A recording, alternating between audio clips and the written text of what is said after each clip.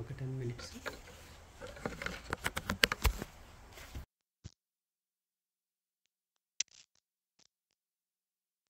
శ్రీ పూర్ణానంద లీలాంతంలో ముగ్గురు అతిరథ మహారథులు అని ముందు మాట ఉంటుంది. కొంచెం చదువుకుందాం. స్వామి శ్రీ పూర్ణానంద వారి జీవిత చరిత్రను ఒక ప్రత్యేక గ్రంథంలో ప్రచురించారని అనుకున్నాము. కావున ఈ పూర్ణానంద లీలామృతం అనే శ్రీవారి లీలా గ్రంథంలో వారి గురించి విపులంగా వివరించడం లేదు. అయినా కూడా భక్తులకు స్వామివారి గురించి కనీస వివరాలు తెలపడం అవసరం. కావున సంగ్రహంగా కొన్ని విషయాలను ఇక్కడ తెలియజేస్తున్నాను.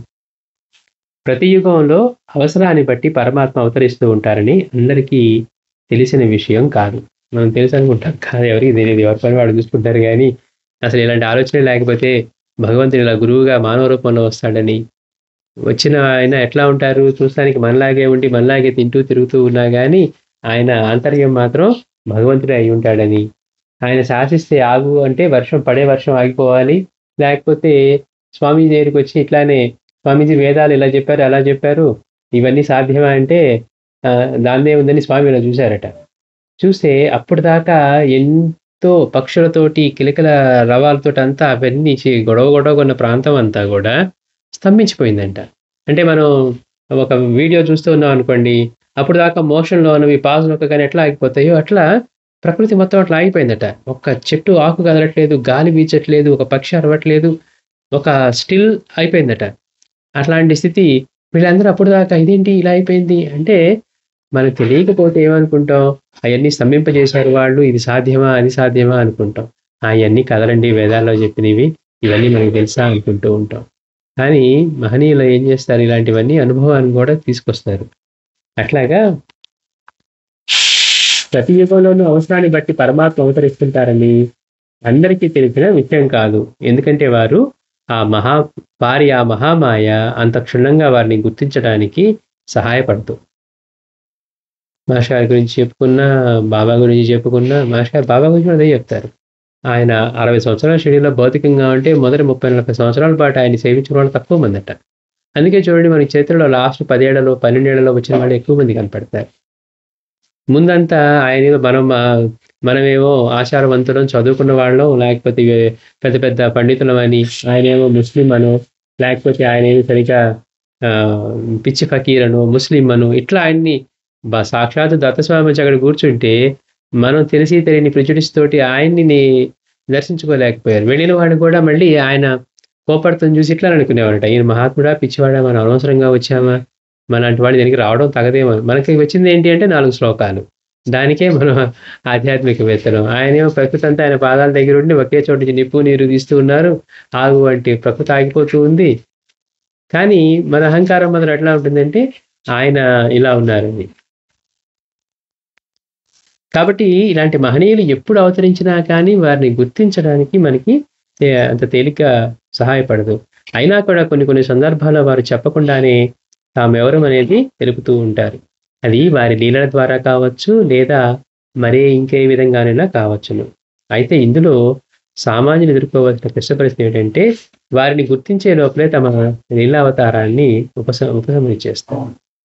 దీనికి సరియైన ఒక ఉదాహరణ స్వామి శ్రీ పూర్ణానందుల వారు. 1939వ సంవత్సరంలో నవంబర్ 1వ తేదీన 5వ నక్షత్రమైన మృగశిరిలో 5వ సంతానంగా స్వామి పూర్ణానందులు తమిళనాడులో మదురైలో జన్మించారు. తండ్రి శ్రీ సుబ్రహ్మణ్య శాస్త్రి గారు సద్బ్రాహ్మణులు, సంస్కృత పండిత శిరోమణి, సకల మంత్ర తంత్ర యంత్ర సిద్ధులు. తల్లి పేరు పర్వతవర్ధిని. స్వామీజీ పూర్వాశ్రమ నామం కామేశ్వరన్, అది కూడా శివనామే, కామేశ్వరుడు. పువ్వు పుట్టగానే పరిమళిస్తుందని గ్రహించిన తండ్రి సుబ్రహ్మణ్య శాస్త్రి గారు కామేశ్వరన్ సామాన్య మానవుడు కాదని తెలుసుకొని అతన్ని ఆ దివ్య పదం వైపుకు మళ్లించే ప్రయత్నంలో తనకు తెలిసిన అన్ని విద్యలను మెల్లగా కామేశ్వరునికి నేర్పడం ప్రారంభించారు. స్వామీజీ కూడా ముందు మాట్లాడలేదు. ఆయన మొదట అడిగింది గురువు అంటే ఎవరు నాన్న అని. ఎప్పుడైతే కొడుకు మాట్లాడాడో ఇక ఆయన ఆనందానికి అవధులు లేవు. పైగా అడగటం ఏంటి, నాన్న గురువు అంటే ఎవరు అన్నారంట. గుడితనాన్ని పోగొట్టేవారే గురువు అన్నారట. ఇక అప్పటి నుంచి బిడ్డకి ఇక అంత చిన్న వయసులో 5 ఏళ్ల వయసులో, 7 ఏళ్ల వయసులో ఇక ఈయనకి తెలిసిన జ్ఞానం అంతా పంచేవారట. రాత్రులు నిద్ర లేకుండా పిల్లలకి చెప్తూ ఉండేవారట. మనకు ఆశ్చర్యం వేసింది. అందుకే స్వామివారు అంటారు, తండ్రి గురువయ్యాడు, గురువేమో తండ్రి అయ్యాడు. అంటే అంత ప్రేమ చూపించారు. రాకాడి బాబా దగ్గరికి వచ్చేసరికి తండ్రి మాత్రం వదిలే పనే లేదు. లోక కళ్యాణం కోసం వచ్చాడు, ఇతనికి అన్నీ నేర్పాల్సిందే అని. అన్నీ ఇక అసలు వదలకుండా ఆయనకి ప్రతిరోజు రాత్రులు నిద్ర కూడా లేకుండా ఆయనకి తెలిసినంతా నేర్పుతూ ఉండేవారట. అట్లాగా తండ్రి ఆయన దివ్య పదం వైపు మళ్ళించే ప్రయత్నంలో తనకు తెలిసిన అన్ని విద్యలను మెల్లగా కామేశ్వరుడికి నేర్పడం ప్రారంభించారు. స్వామీజీ ఏమో స్కూల్కి వెళ్ళమంటే ఏం చెప్పేవారు, నేను స్కూల్కి వెళ్ళను, నాకు ఈ చదువులు అక్కర్లేదు అని. వాళ్ళ నాన్నగారేమో నువ్వు కనీసం ఇవి చదువుకుంటే కదా నువ్వు గ్రంథాలు చదవాలన్నా వేదాలు చదవాలన్నా నువ్వు తెలుసుకునేది, కాబట్టి కనీసం అంటే సరే నేను ఈ గ్రేడ్ వరకు చదివి తర్వాత మానేస్తానన్నారు. చూడు ఎంత ఆశ్చర్యకరంగా ఉంటుందో. తండ్రి వారికి ప్రథమ గురువు అని చెప్పడంలో ఎలాంటి సందేహం లేదు. తండ్రి గారి ఆదేశం మేరకు అటు స్కూల్ విద్యాభ్యాసాన్ని కూడా కొనసాగిస్తున్న కామేశ్వరన్ అనేక సందర్భాల్లో అధ్యాపకుల సందేహాలను కూడా తీర్చి వారిని ఆశ్చర్యపరిచేవారు. మనం చెప్పుకున్నాం, చిన్నప్పుడు స్వామీజీ స్కూల్లో గొడవ చేసినా ఎవరు చెప్పేవాడు కాదట. ఎవరు చేశారు ఇచ్చి అల్లరి పనులంటే కూడా ఎవరు క్లాస్లో ఎవరు చెప్పారు, చెప్తే మళ్ళీ ఆయన మాట్లాడరేమో, ఆయనతో మాట్లాడకపోతే ఉండలేము. అంటే చిన్నతనంలోనే స్నేహితులకి స్వామీజీ యొక్క ప్రజెన్స్ ఎట్లా ఉంటుందంటే అది లేకుండా ఉండలేము. ఇప్పుడు ఒకవేళ టీచర్ అడిగాడని నేను చెప్పాననుకో, ఆయన మళ్ళీ నాతో మాట్లాడకపోతే అమ్మో అది తలుచుకోవడమే కష్టం. అంటే అంత ఎక్కడున్నా సెంటర్ ఆఫ్ అట్రాక్షన్ లాగా స్వామీజీ అలా ఉండేవారని. ఆ ఆ బాలులను ఉవ్వెత్తున ఎగిసిపడుతూ ఉన్న జ్ఞానసాగరాన్ని గమనించిన అధ్యాపకులు విస్మయపడేవారు. తాను తండ్రి వద్ద అభ్యసించిన విద్య, అందులోని ధర్మ సూక్ష్మాలను తన స్నేహితులకు కూడా బోధించేవాడు కామేశ్వరన్.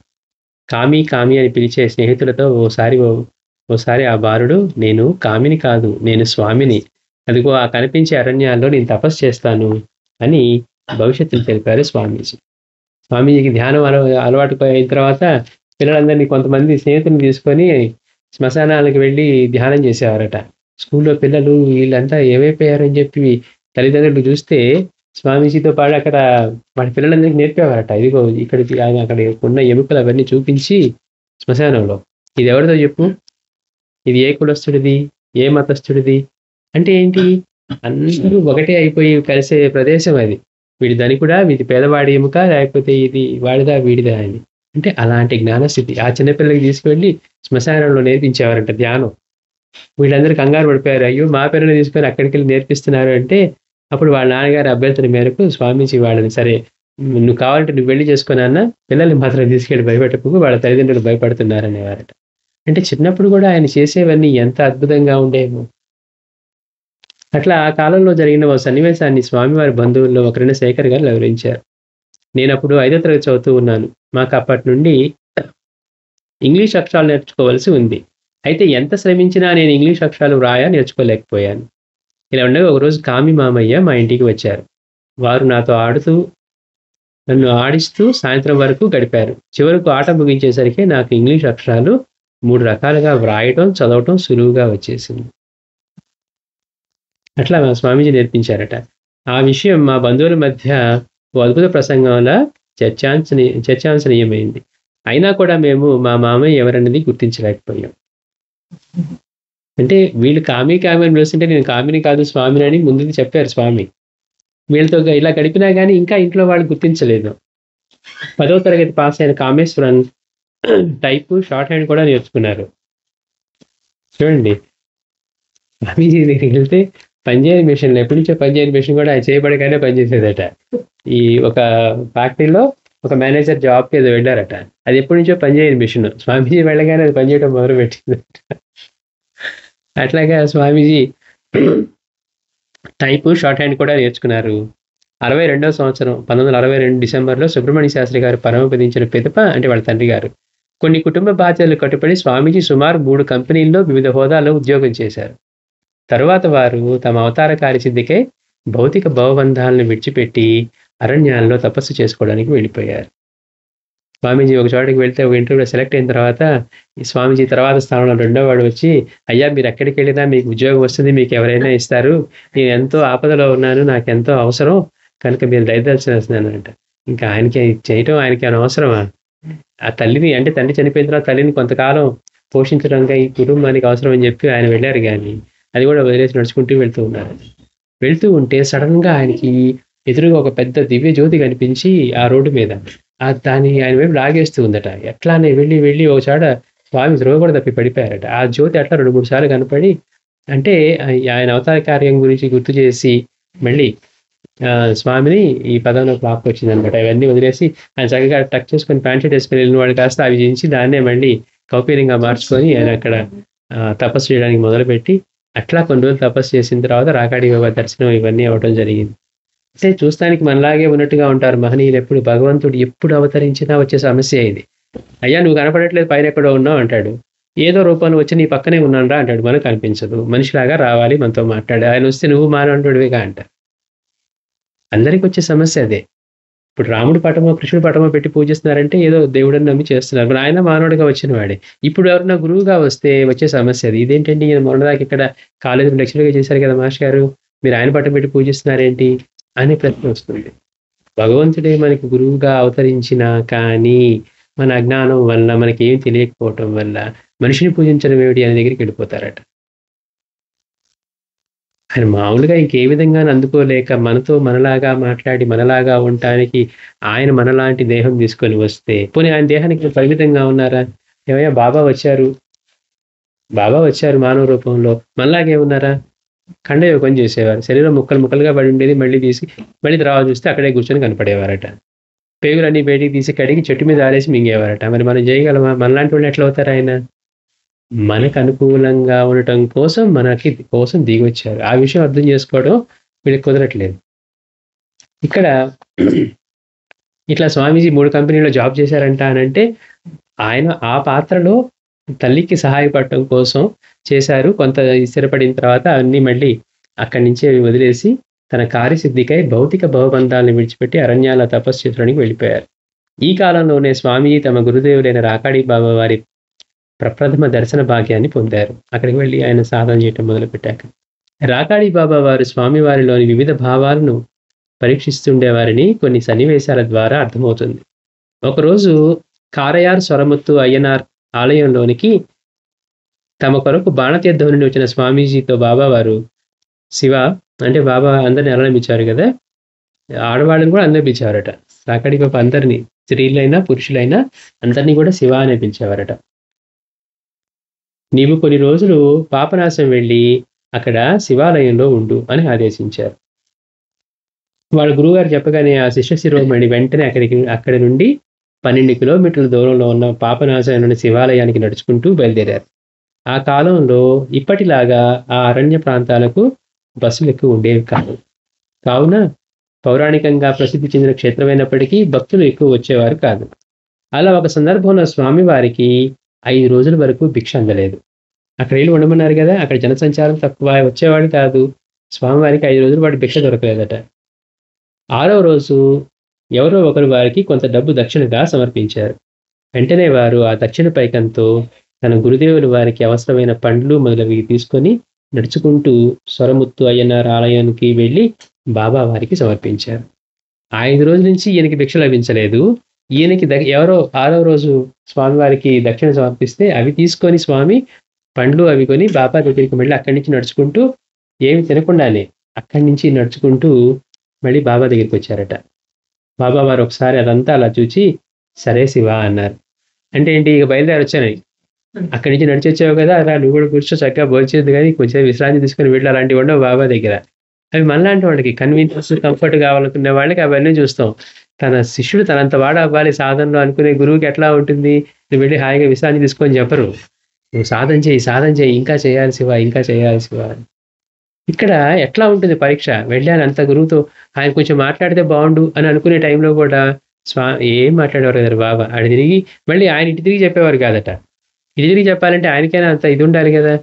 స్వామి కరిగిపోతాడు ఆయన చూస్తే. అందుకని ఇటు తిరిగి సరే శివ అనేవారట. అంటే కళలో కూడా చూడగలిగేవారు కాదట స్వామిని. అంటే అంతటి ప్రేమతో ఆయన భక్తితో ఇక్కడికి వస్తే అంత కఠినంగా ఉంటూ ఆయనకి సాధ్యం కాదు. కానీ పరీక్ష ఎట్లా పెడతాడంటే అట్లా ఉంటుంది. అటు తిరిగి సరే శివ అనేవారట. అంతే, ఇంకా బయలుదేరొచ్చని అర్థం. సరే శివ అని అన్నారు. బాబా వారు ఆ మాట అంటే ఇక నువ్వు వెళ్ళవచ్చు అని అర్థం. అది విన్న స్వామివారు వెంటనే వారికి నమస్కరించి తిరిగి బయలుదేరారు. అయితే ఆ క్షేత్రానికి సుమారు 100 గజాల దూరంలో ఒక వంతెన ఉన్నది. అది దాటి వెళితేనే పాపనాశం వెళ్లే రోడ్డుకు చేరేది. స్వామివారు ఆ వంతెన మధ్యకు చేరేసరికే బాబావారు శివ అని మెల్లగా అక్కడి నుండే పిలిచారు. స్వామివారు తిరిగి వెళ్తూ ఉన్నారట. చిన్నగా శివ అని పిలిచారట. శివ అని మెల్లగా పిలిచి పిలవగానే అయినా కూడా తమ గురుదేవుల పిలుపు ఆ శిష్యునికి వినపడింది. వారు వెంటనే అక్కడే ఆగిపోయారు. అప్పుడు బాబా వారి శిష్యుడు తెచ్చిన పండ్ల నుండి 2 అరటి పళ్ళను తీసుకొని వచ్చి, ఏం శివ 5 రోజుల నుండి భిక్ష లేదని చెప్పవచ్చు కదా, పోనీ దక్షిణ దొరికినప్పుడైనా ఏమైనా కొని తినకపోయావా, ఏమి అంత అభిమానమా అని శిష్యుని అడిగారు. చూడు పరీక్ష ఎట్లా ఉంటుందో. పంపించింది ఆయనే, భిక్ష దొరకలేదని తెలుసు, అందుకే అడుగుతున్నారు కదా, స్వామి ఏం మాట్లాడలేదు కదా, కానీ అంటూ ఉన్నారనమాట. ఏంటి అంత అభిమానమా నీకు, అది దక్షిణ దొరికినప్పుడు అక్కడే నువ్వు పండ్లు కొని తినొచ్చు కదా, పోనీ 5 రోజులు భిక్ష లేదని చెప్పవచ్చు కదా, ఏమి అంత అభిమానమా అని శిష్యుని అడిగారు. వెంటనే స్వామివారు, మీరన్నది నిజమే, కానీ ఆ దక్షిణ నా చేతికి రాగానే నాకు మీరు జ్ఞాపకం వచ్చారు, కానీ నాకు జ్ఞాపకం రాలేదు. అంటే శిష్యుడికి ఎప్పుడు గురువు యొక్క చింతనే ఉంటుంది. ఎందుకని అంటే ఆయన కోరిక తీరుస్తాడని కాదు, ఆయన స్మరణే ఆయనకి అంతటి ఆనందాన్ని కలిగిస్తుంది. మరి గురుదేవులు చెప్తారు చూడండి, శ్రీగురు స్మరణయే నాకు ఆహారం అంటాడు. అంటే ఏంటి, అలాంటి ఆనందాన్ని ఇచ్చే స్థితిలో ఆకలి అనే విషయం గుర్తు కూడా రాకపోవచ్చు. పైగా తనకంటే కూడా తన గురువే గుర్తున్నారు. ఇక్కడ చూడండి, ట్రాన్సాక్షన్ ఏదో నీకు స్వామి దగ్గరికి వెళ్తే, రాకాడి బాబా దగ్గరికి వెళ్తే అనేది నాకు పెడతారని కదా అనిచ్చింది. ఆయన పెట్టదలుచుకుంటే ఎక్కడున్నదో పెట్టిస్తారు. ఏమంత అభిమానం అంటే స్వామి అంటున్నారు, మీరన్నది నిజమే బాబా, కానీ ఆ దక్షిణ నా చేతికి రాగానే నాకు మీరు జ్ఞాపకం వచ్చారు, కానీ నాకు జ్ఞాపకం రాలేదు. మీకు కూడా 5 రోజుల నుండి భిక్ష లేదు కదా అని సవినయంగా తమ గురుసేవ కర్తవ్యాన్ని తెలియపరిచారు. అది విన్న గురు శిరోమణి నయనాలు ఆనందాశ్రవాలతో నిండిపోయాయి. వారు తమ ప్రేక్షుని ప్రేమ వాత్సల్యంతో కౌగిలించుకొని అరటిపండు తొక్క తీసి మొదటి ముక్క శిష్యుని నోటికి అందించగా శిష్యుడు కూడా మరొక ముక్క తీసుకొని గురుదేవుని వారి నోట్లో పెట్టారు. అపూర్వమైన గురు శిష్యుల పరస్పర ఆప్యాయతకు వారిద్దరి నయనాల నుండి ఆనంద బాష్పాలు ప్రవహించాయి. బహుశా ఆ అపూర్వ దృశ్యానికి సాక్ష్యం వహించిన అక్కడ ఉన్న చరాచరాలు కూడా ఆనంద పులకితలై ఉండవచ్చు. అయితే ఆ గురు శిష్యుల మధ్య జరిగిన ఇంకొక తన్మయత్వ భరితమైన సన్నివేశాన్ని కూడా వివరిస్తాను.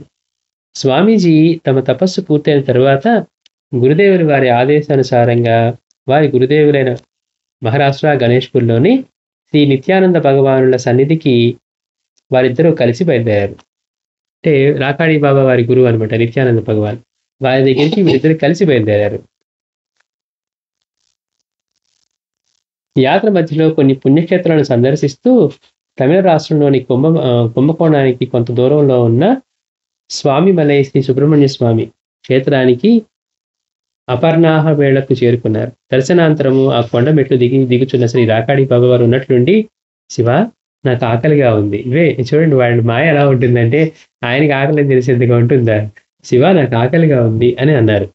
గురుదేవులు వారి ఆకలి బాధ తెలిసిన స్వామీజీ వెంటనే, అలాగైతే మీరు ఇక్కడే ఉండండి, నేను క్రిందకి వెళ్ళి భిక్ష తీసుకొస్తాను అని అన్నారు. అయితే భిక్ష కోసమే వెళ్తున్న శిష్యుడిని వెనుక నుండి పిలిచి, చూడు శివ, భిక్ష కొరకు అంతవరకు వెళ్ళవలసిందా, అక్కడ చూడు, వాళ్ళు తమ ఆహారాన్ని అక్కడే కూర్చుని సంపాదిస్తున్నారు కదా, మనం కూడా అక్కడ కూర్చుందాం అని పరీక్షలా అంటూ ఆ మెట్లపై కూర్చున్న భిక్షులను చూపించారు. అక్కడ ఆ మందిరంలో మెట్ల మీద ఈ భిక్ష చేసిన వాళ్ళు కూర్చొని ఉన్నారు కదా, అక్కడ వాళ్ళని చూపించారట. నువ్వు మళ్ళీ భిక్ష కోసం కిందకి పెట్టేందుకు, వాళ్ళు చూడు వాళ్ళందరూ ఆ మెట్ల దగ్గరే కూర్చొని వాళ్ళకి కావాల్సింది సంపాదించుకుంటారు కదా అన్నారట. అంటే నువ్వు మళ్ళీ వెళ్ళొద్దు అని. వెంటనే స్వామీజీ ఒప్పుకొని పై మెట్టు మీద ఒక తుండుగుడ్డ పరుచుకొని కూర్చున్న గురుదేవుల వారికి క్రింద మెట్టుపై తాము కూడా ఒక తుండుగుడ్డ పరుచుకొని కూర్చున్నారు. చూడండి, ఇద్దరు మహామహులు మందిరంలో మిగిలిన సాధు భిక్ష చేసుకునే, మామూలుగా లౌకికంగా భిక్ష చేసుకునే వాళ్ళ పక్కన వీళ్ళు కూడా అక్కడే సంపాదించుకోవాలని పరీక్ష. స్వామి ముందు రాకాడి బాబా కూర్చున్నారట, ఒక తుండుగుడ్డ వేసుకొని కూర్చున్నారట. దానికి కింద మెట్టు మీద స్వామివారు కూడా అట్లానే ఒక ఇది వేసుకొని అక్కడ కూర్చున్నారట. రాకాడి బాబా వెంటనే కళ్ళు మూసుకొని చిలించి రాగుతూ కూర్చున్నారు. అర్ధగంట గడిచిన తర్వాత వారు కళ్ళు తెరిచి వారిద్దరి ముందు పరిచిన గుడ్డలను చూసి పక్కపక్క నవ్వారు. ఇద్దరు గుడ్డలు పరిచారు కదా, భిక్ష అంటే ఎవరు డబ్బులు వేసేవాళ్ళు అందులో వేస్తారు కదా. సో ఒక అరగంట సేపు ఆయన ఆ లీలని చేశారు. కళ్ళు మూసుకొని ఆ చిలిం తాగుతూ కూర్చున్నారట. వచ్చిన వాళ్ళు ఏదో వాళ్ళకి తోచినవి అక్కడ వాళ్ళిద్దరి ముందు వేసి వెళ్ళారు. స్వామి ముందు, రాకాడి బాబా ముందు. చూసి పక్కపక్క నవ్వారు. స్వామీజీ తమ గురుదేవుల వారిని ప్రసార్థకంగా చూడగా వారు, చూడు శివ చూడు, నీ ముందు పరిచిన గుడ్డలో చూడు, నా గుడ్డలో చూడు. నీ గుడ్డలో పావలా నుండి ₹2 కాగితాల వరకు ఉన్నాయి. కానీ నా ముందు చూడు, 5-10 పైసలు తప్ప కనీసం ఒక పావలా కూడా లేదు అన్నారు. రాకాడి బాబా వారి దగ్గర పరిచిన గుడ్డు మీదేమో అసలు పావలా కూడా లేదట. 5 పైసలు, 10 పైసలు చిన్న చిన్న నాణాలు వేసున్నాయి. స్వామివారి ముందు మాత్రం ₹2 నోట్ల వరకు ఉన్నాయట. చూడు అని నవ్వుతూ ఉన్నారు. నా ముందర ఇంత ఇలాంటివి వేశారు, నీ దగ్గర ఇట్లా అవి సమర్పించారు దక్షిణ అని. దక్షిణ కూడా కాదు, వాళ్ళకి అట్లా వేశారు అంతే. వీళ్ళకి తెలియదుగా, గురువులని కూడా తెలియదు. నీ గుడ్డలో చూడు, పావలా నుండి ₹2 వరకు కాగితాల వరకు ఉన్నాయి. కానీ నా ముందు చూడు, 5-10 పైసలు తప్ప కనీసం ఒక పావలా కూడా లేదు. కాబట్టే రూపవాన్ భాగ్యవాన్, విద్యావాన్ ధనవాన్ అని చెప్పడము. రూపం ఉన్నవాడేమో భాగ్యవంతుడు, విద్య ఉన్నవాడేమో ధనవంతుడని, ధనవాన్ అని చెప్పడము. ఉన్నత కులస్థుడైన నీవు నానా రకాల విద్యా సంపన్నుడువు, పైగా నీవు ఎర్రగా కోమల స్వరూపుడువు. స్వామివారు ఎట్లా ఉండేవారు? అసలు చూస్తే మెరిసిపోతా ఉండేవారట. ఆయన దర్శించిన వాళ్ళు ఎవరు చెప్పినా చెప్పే మాట అదే. అసలు భక్తి ఇవన్నీ కాదు. ఒకసారి తెలియక స్వామిని చూసినా మళ్ళీ ఆయన ఎప్పుడు చూస్తామని మనసు కోరిక అలా ఉండేదట. మళ్ళీ ఇంకోసారి స్వామిని ఎప్పుడు దర్శిస్తామని. అంతగా మెరిసిపోయే కోమల స్వరూపం. మళ్ళీ అంతటి సద్బ్రాహ్మణం దానిలో జన్మించిన ఆయన, పైగా ఎంతో విద్యా వినయ సంపన్నుడు. 5 ఏళ్లకే వాళ్ళ నాన్నగారు మొదలుపెట్టి వేదాల్లోవి, వాటిలోవి, వీటిలోవి ఆయన నేర్పనివే లేవు. మరి అలాంటి వాడికి స్కూల్లో మనం నేర్చుకునే లెక్కలు ఇవన్నీ ఆయనకి ఎందుకు? సృష్టి లెక్కేం తెలిసిన వాడికి మామూలుగా మన క్లాస్ బుక్ లెక్కలు ఇవి కావాలా? అట్లాంటి ఇదయ్యేసరికి చూడు, నువ్వు రూపంలోనూ అంత కోమల స్వరూపుడి, ఎర్రగా ఉంటావు, పైగా విద్యావంతుడివి, రూపవంతుడివి. కాబట్టి నీ దగ్గర నువ్వు వీళ్ళు ఇట్లా దక్షిణ సమర్పించారు. ఎర్రగా కోమల స్వరూపుడు, అయితే నన్ను చూడు, నల్లగా ఎటువంటి విద్య లేకుండా ఉన్నాను.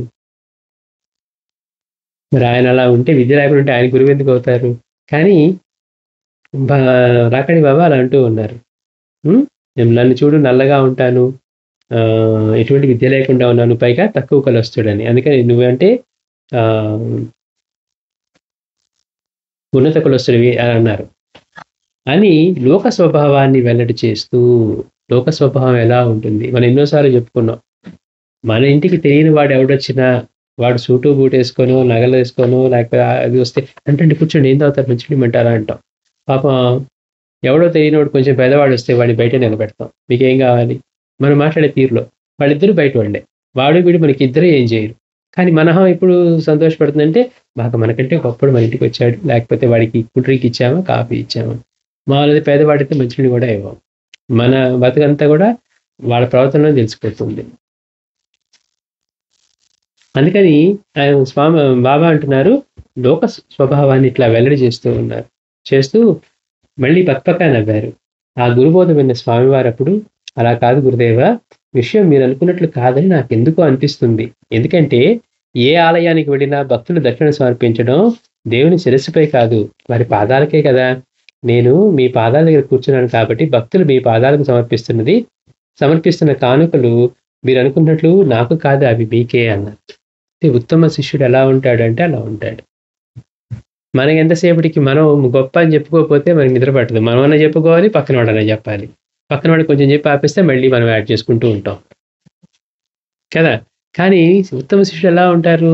తన గురువు గురించి గొప్పగా చెప్పుకోవటంలో తన ఆనందం, తన ఉనికే ఉండదన్నమాట. నా గురువు ఉన్నారు అంటాడే తప్పించి నాకంటూ ఒకటి ఉండదు. ఆకలి గుర్తు రాలేదు, నాకు నేను గుర్తు రాలేదు. కాబట్టి వేసేది భగవంతుడి పాదాల దగ్గరే కదా. మనం మందిరానికి వెళ్తే ఆయన తల మీద వేయం దక్షిణ. కాబట్టి నేను మీ పాదాల దగ్గర కూర్చున్నాను కాబట్టి అది ఇక్కడ సమర్పించారు, అది నాకు సమర్పించినవి కాదు, అవి మీకు సమర్పించినవే అన్నారు అని భావయుక్తంగా సవినయంగా తెలిపారు. తమ ప్రియ శిష్యుని సందర్భోచితమైన ఉత్తమ పలుకులకు అత్యంత సంప్రీతులైన గురువర్యులు ఆనందంతో ఉప్పొంగిపోయి శభాష్ శివ శభాష్ అని శిష్యుడిని మెచ్చుకున్నారు. మళ్ళీ వచ్చేవారు. श्री सच्चिदानंद सद्गुरु साईनाथ महाराज की जय। सद्गुरु